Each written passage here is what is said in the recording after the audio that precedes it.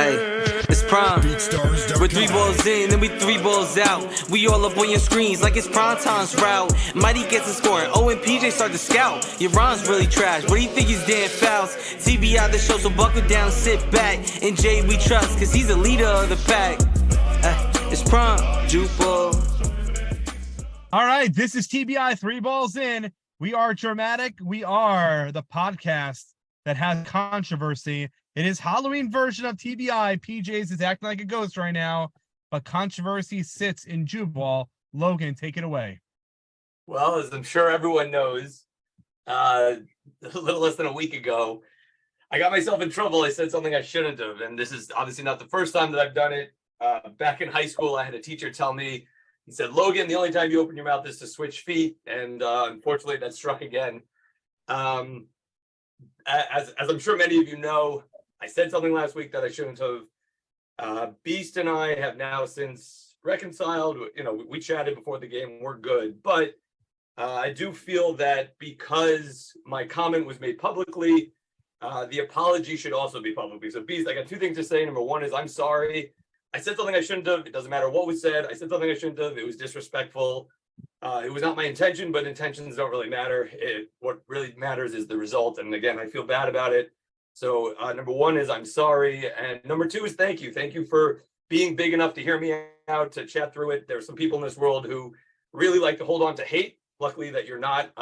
Thank you for giving me the opportunity to apologize and hopefully the opportunity to show you that I can be a better person and not do the same thing. So again, Beast and I are good. No drama there. But you know, I'll try my best not to say anything else stupid. Can't guarantee it, but I'm gonna try my best. So again, Beast, I love you, brother.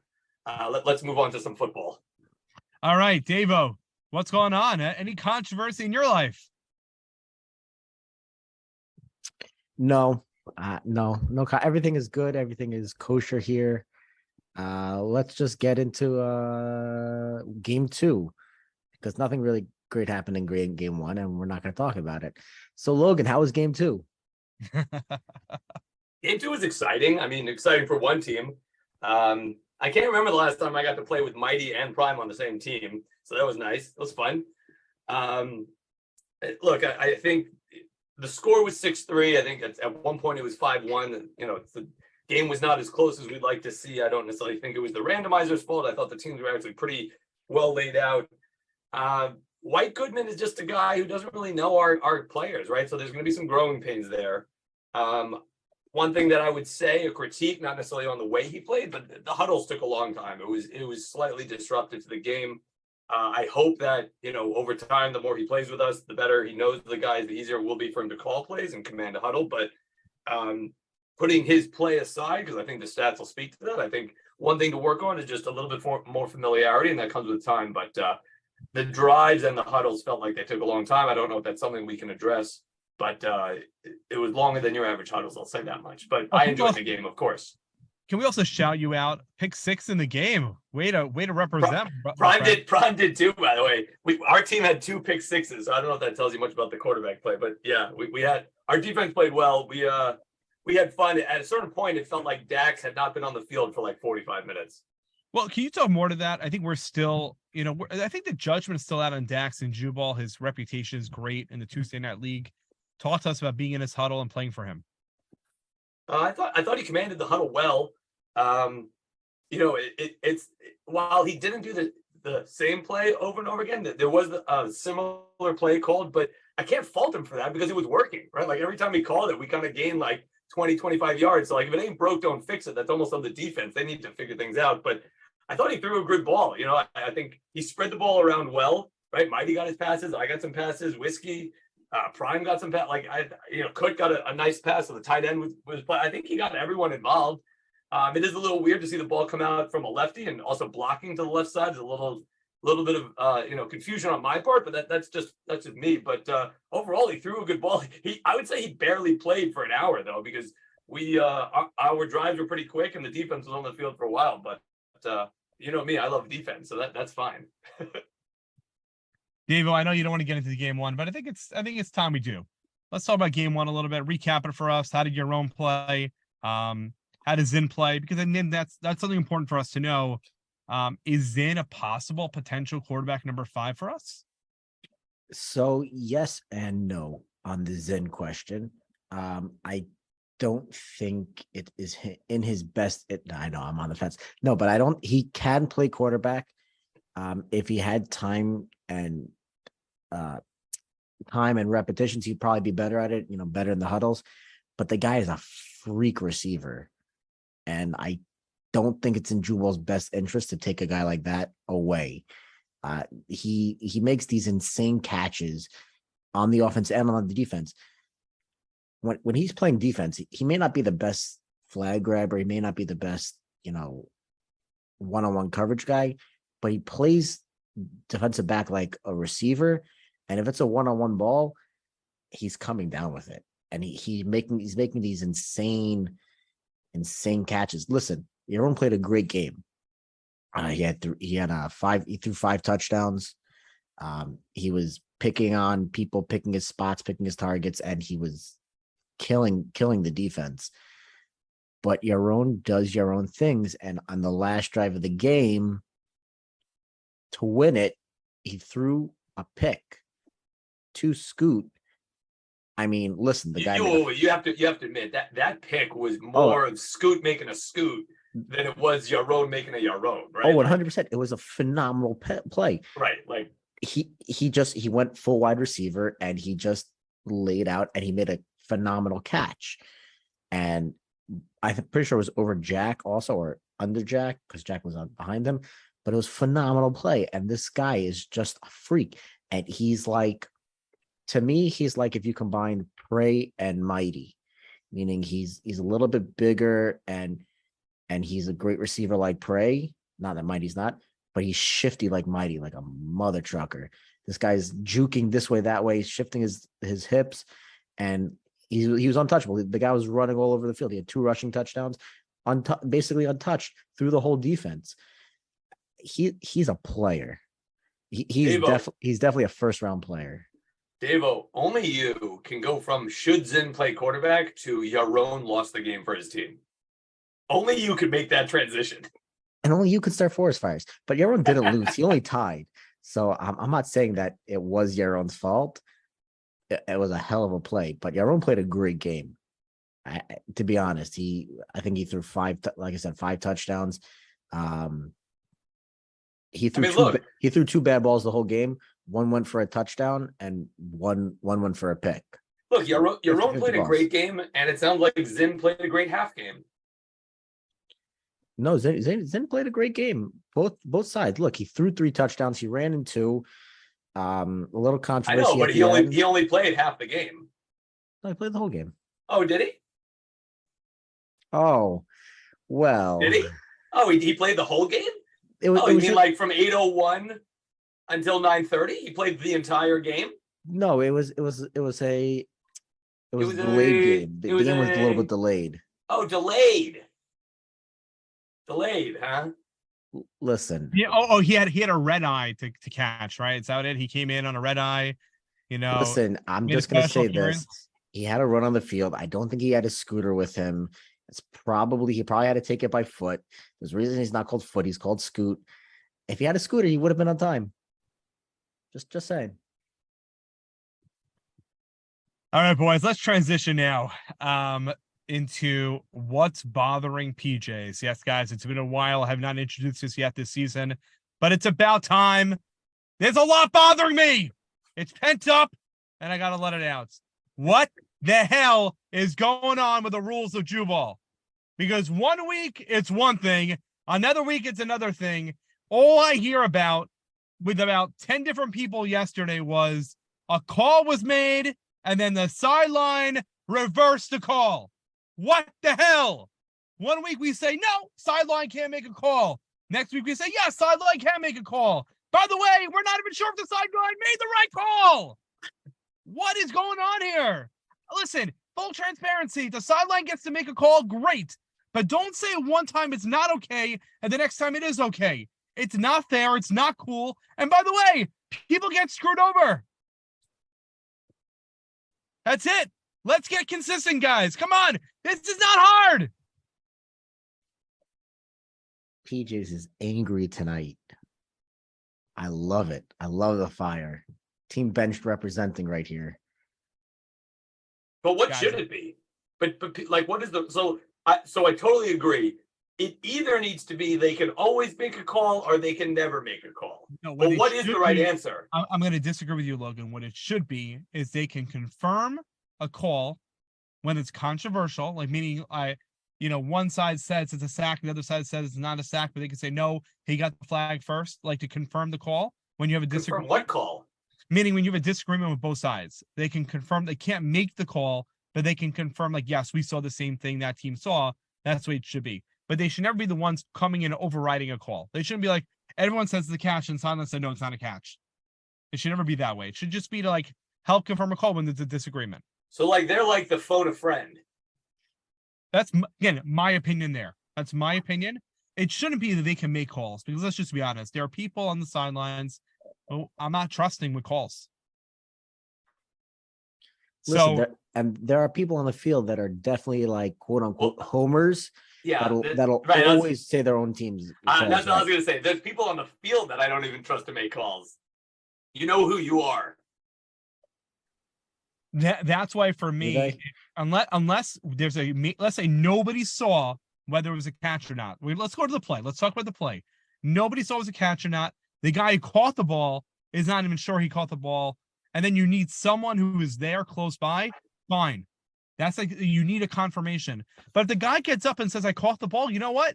When did we stop believing the guy who caught the ball? Apparently, saying the ball is caught is not a call you can make. Only an incomplete pass. I listen. As a person who took pre-law, I don't think that's a good argument. That an incomplete pass is a call that you can make, and a catch is a completion is not. But I'm not getting into it.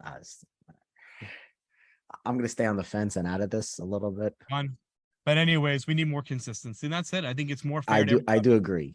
Also, like once the cone is moved and the play is called and the teams get set and they're about to call hike and then but whatever. I mean, listen, I agree with PJ's. It's bothering honestly, David. I think that there are certain calls, like for example, did he get the sack before the ball was released where the sideline's going to have a better job? Maybe potentially, did he step out of bounds, right? If you're talking about the sideline that the players are on, did someone step out of bounds? Did the quarterback cross the line of scrimmage? Again, that might be a better angle. That's sometimes tough for like a lineman to see. But things like catch or no catch, like we should be able to figure that out with the guys on the field. That's my opinion. So I think it depends. So I guess my answer is it depends on the type of call. Was did the guy catch the ball in bounds?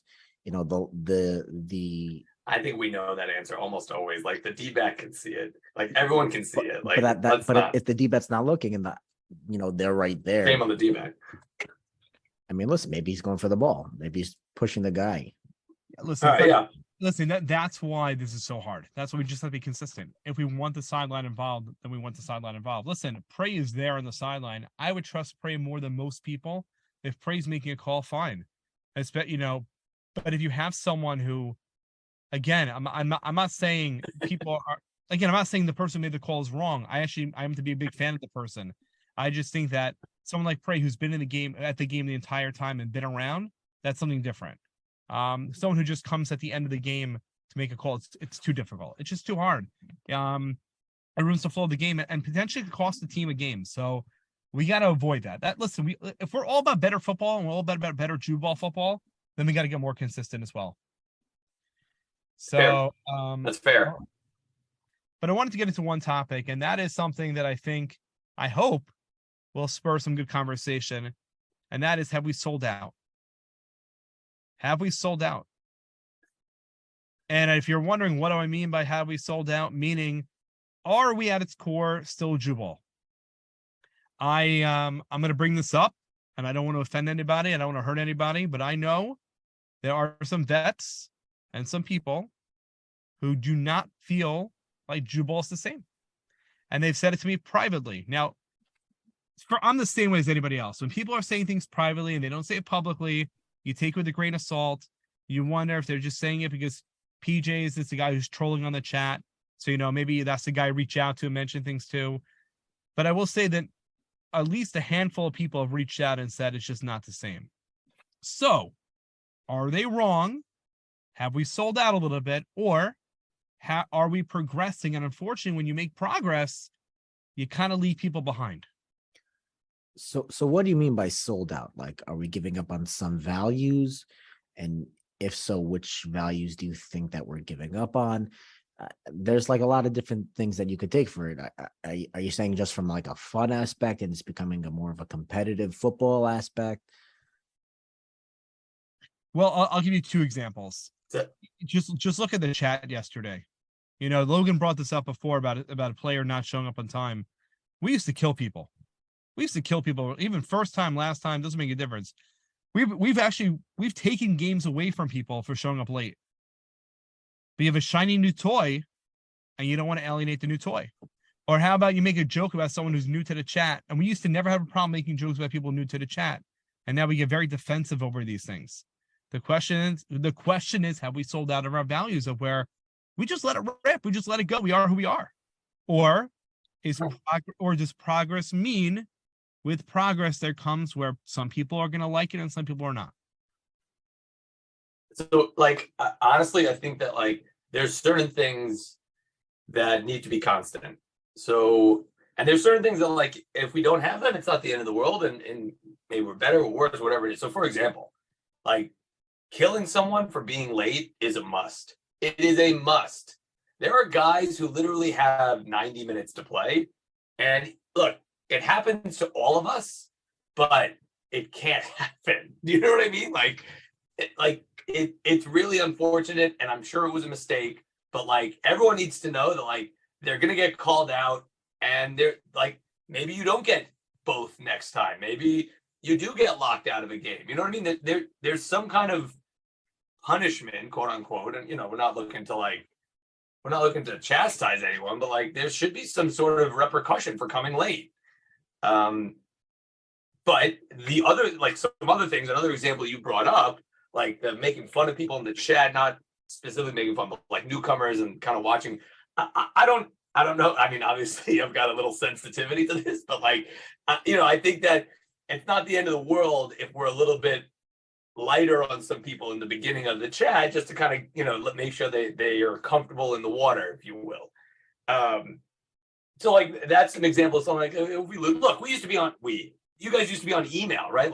And then we moved over to WhatsApp. People are like, well, that's not Jewball anymore. Well, Jewball is now better because of WhatsApp. Jewball, I'm not going to say is better with stats, but we are better in general with the website, right? Just the way that we're organized, the way that we're maintaining data. Again, not stats per se, but just maintaining the history of Jewball. I think the website, we're better because of it. Again, I don't want to get into stats specifically because that's a sensitive topic, and I don't know that there's a clear-cut right or wrong. But I think in general, change is not a bad thing as long as it's not just in the name of change, right? Change to make things better.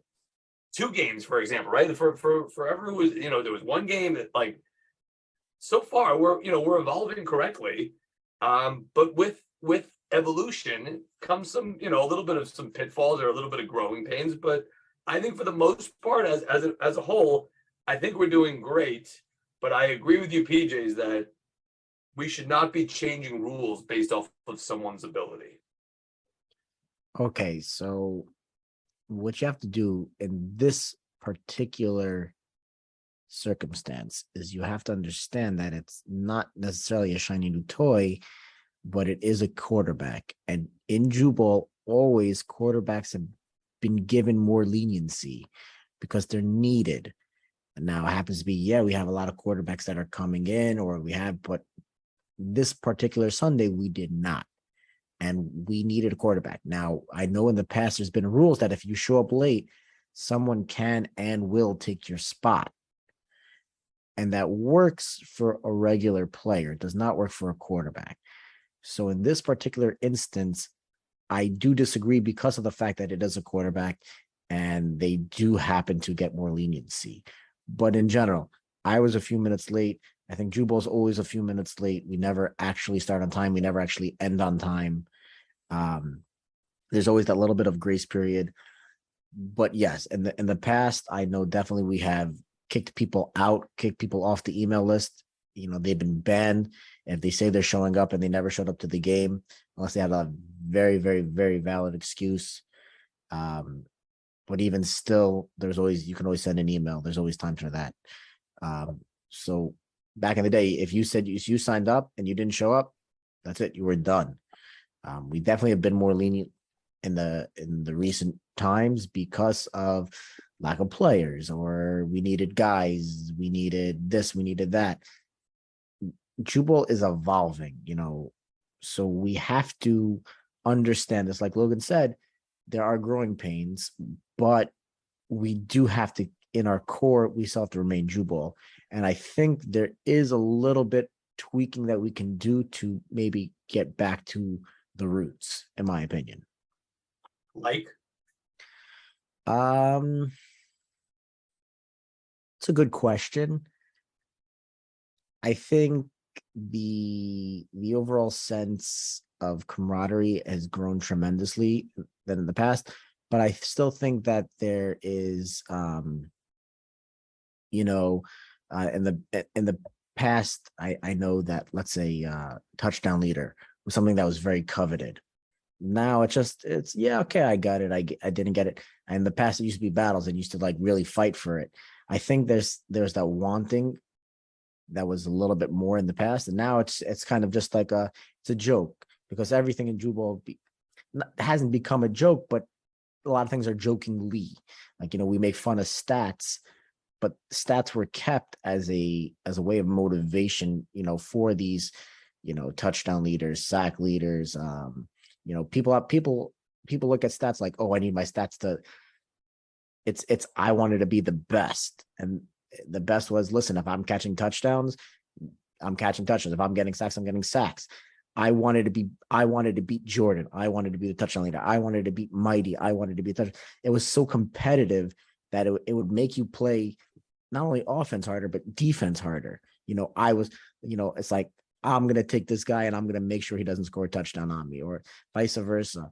And I think that aspect, we've kind of lost a little bit edge of the game. I think now it's more of a physical kind of, I'm better than you, instead of just like a fun, let me show you how good I can be kind of thing. It's just because, listen, there are definitely guys who play that get one pass, two passes, maybe they get involved, maybe they don't, and they go home and they're happy. And there are guys that, get involved, like I said, one or two passes, and they'll go home and they're upset.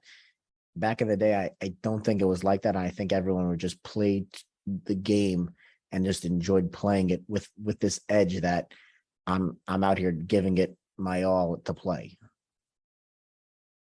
Yeah, listen, I hear what both you're saying. Again, I'm not trying to make the point that we have sold out. I'm asking the question that some are thinking.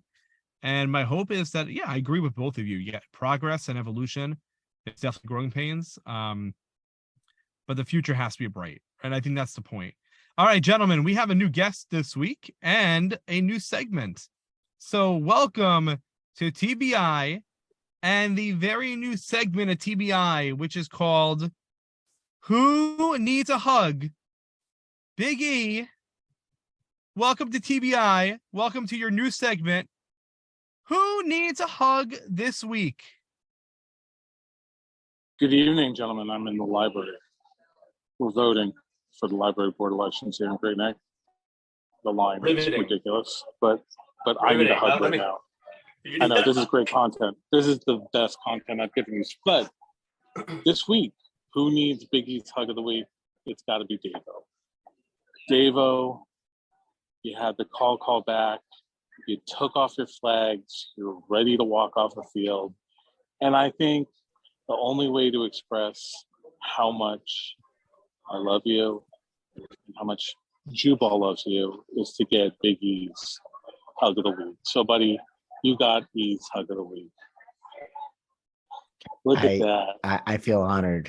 And next time I see you, I'm expecting a big hug, actually. You got it. I'm coming to the bakery to give you it. But listen, we did get to share a big hug on the field after you dropped that big sack on your own. Yeah, it was great. It was great. I mean, I was so close, but I'm so slow. So, I mean, my fat ass could not get to him. But you helped me out. You grabbed him, and then I sacked him. We went, you know, we double teamed him. Basically, is what we did. That was for Logan right there. I'm trying to keep it clean. Trying to keep it clean. You teabagging son of a bitch. You really got him. Not the double team y'all want, but the double team you got.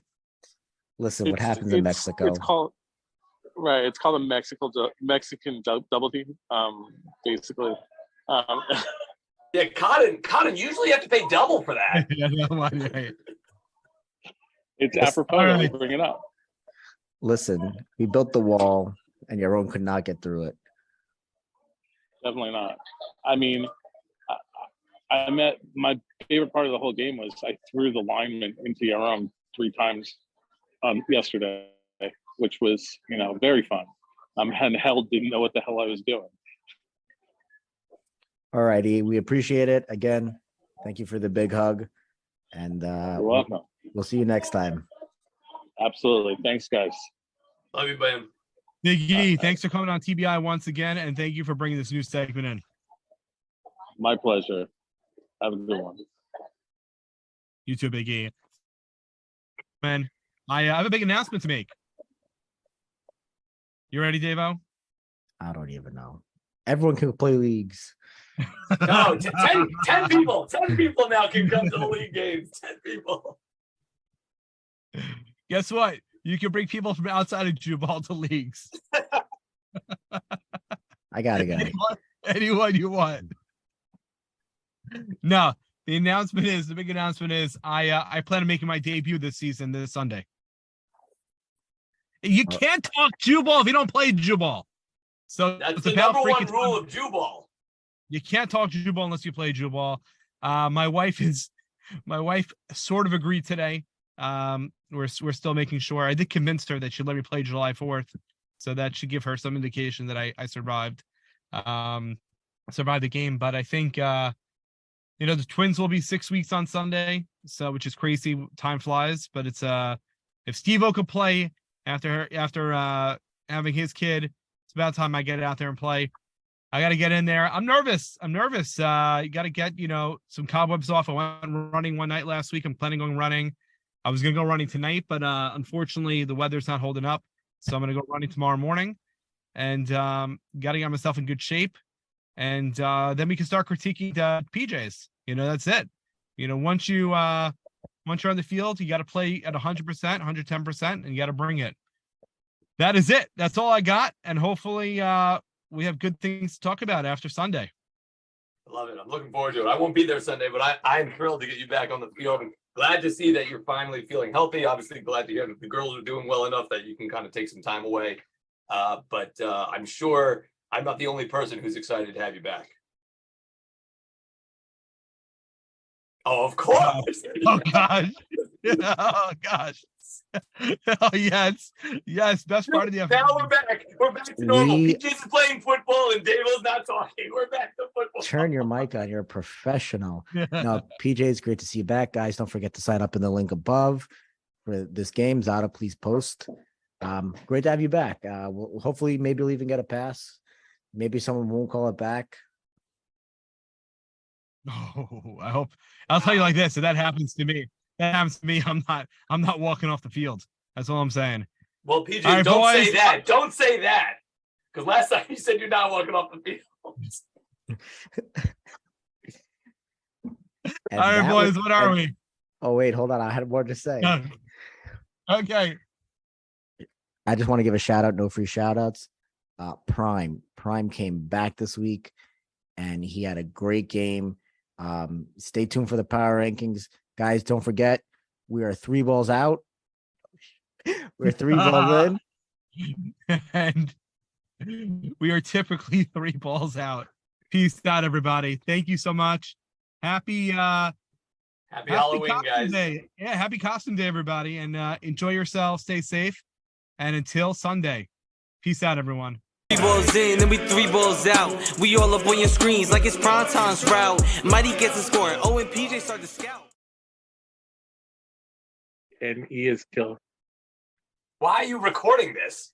And this is TBI. Welcome. I'm your he's host, trying to Dave, see. He alongside wants Logan to and see. PJs. No, Davo, he wants to see if he records it. Is he still coming in crappy on the recording? Well, Do you know what I mean? Like, mate. I was gonna go for it anyways. Let's just do this. All right, start it again. Let's see what happens. It's still recording. It's like Davo. It's like, here we are with 3 balls in. I'm Davo with Ian Logan. Welcome Three to balls in. All right, okay, here we go. Welcome to a special edition of 3 Balls In. I'm your host, Davo, alongside my co-host today, Logan and Big E, the man with the big sack. How we doing, boys? Doing great. Good. How you doing? Doing great. You know, we're doing great. We're sitting here. We're doing TBI. PJ's is somewhere. We're not sure. I don't even know if he knows where he is. But week 4, it's in the books. How we feeling, boys? How are the games? You guys played? Should we go through it, or should we just jump in and make fun of people? I mean, it was great. Team Benched was very well represented this week. True. It was, all 4 of us really, except for PJ's. He's on paternity leave. He's not He's even messing got benched around. from his own show right now. He really is. He really is. This is the announcement. I'm taking over for PJ's. I'm sorry. He's been kicked off the island. Wait, he's back. This is the new show called Between Two Walls. Yeah. All right, Logan. So let's get into it a little bit. You played game 2. White Goodman's first game officially as Jewball. Thoughts, process, 5th team. Give me a breakdown a little bit. Something is there hope? Is this another QB we can count on? So, I mean, I think that whatever we saw in week 1, or his week 1, I should say, PJ's is so annoyed. Like, you see frustrated PJ's? So angry. He's so angry right now. It's great. Look He at him. can't even talk. He's like, Can't even talk. He's This is speechless. the best ever. Is he going to talk?